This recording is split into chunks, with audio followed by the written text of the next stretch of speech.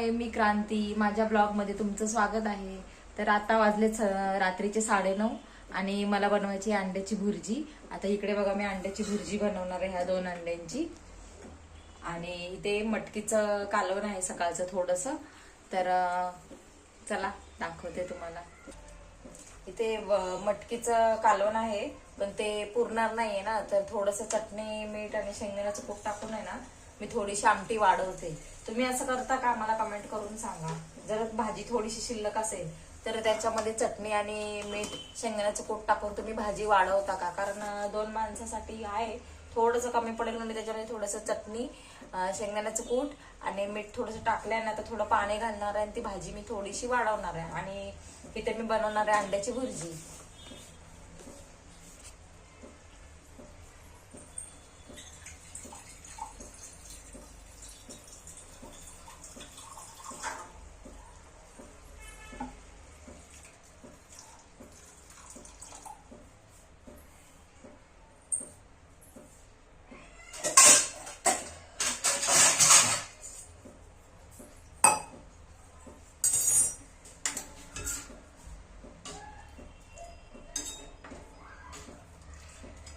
एवढी बघा भातावर आता भाजी आम्हाला दोघांना बास होईल.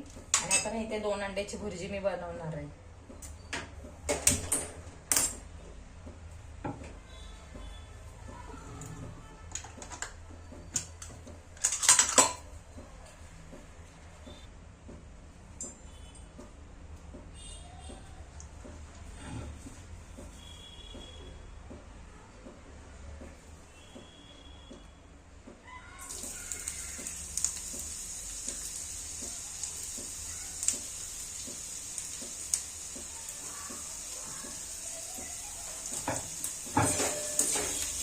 तर आज आहे ना, मुलाचा बोर्डाचा पेपर होता मॅथ्सचा. तर पेपर त्याला खूप इझी गेला. लांबनच मी त्याला बघितलं तर खूप हसत हसत आणि उड्या मारतच तो आला होता. त्याच्यामुळे मला ना खूप छान वाटलं. आणि आता ना 4 दिवस सुट्टी आहे आणि बुधवारी त्याचा बायोचा पेपर आहे, बायोलॉजीचा.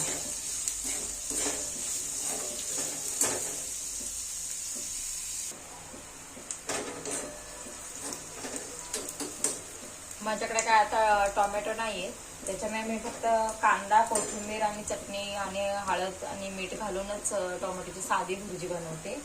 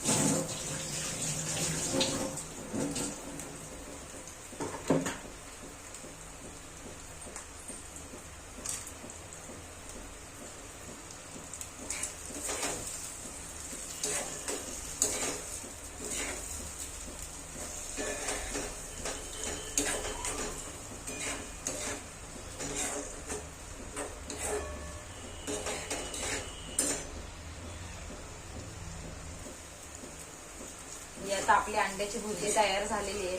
आणि ना रोज भाज्या खाऊन माझ्या मुलाला आता कंटाळा आलेला आहे आणि पेपराचं वातावरण चालू आहे, त्याच्यामुळे रोज भाज्याच बनवते. तर तो बोलला की आज मम्मी अंड्याची भुर्जी बनव, म्हणून मी आता ही अंड्याची भुर्जी बनवलेली आहे. आता ना त्याला जेवायला देते. माझी भुर्जी तयार झालेली आहे. कोणाकोणाला भुर्जी आवडते त्यांनी कमेंट करून सांगा. हे बघा मंडळी, आता जेवायला बसतोय आम्ही.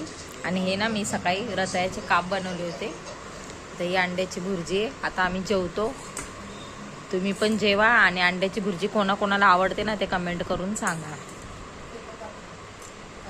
आणि आजचा मॅथचा पेपर आहे ना खूप छान गेलेला आहे, त्याच्यामुळे ना माझा मुलगा खूप आनंदी आहे. आणि तुमच्या मुलांना पण मॅथचे पेपर कसे गेले कमेंट करून सांगा. आणि आता राहिला बायोचा पेपर. एवढे पेपर झाले ना की पोरं टेन्शन फ्री होणार आहेत. चला बाय, गुड नाईट.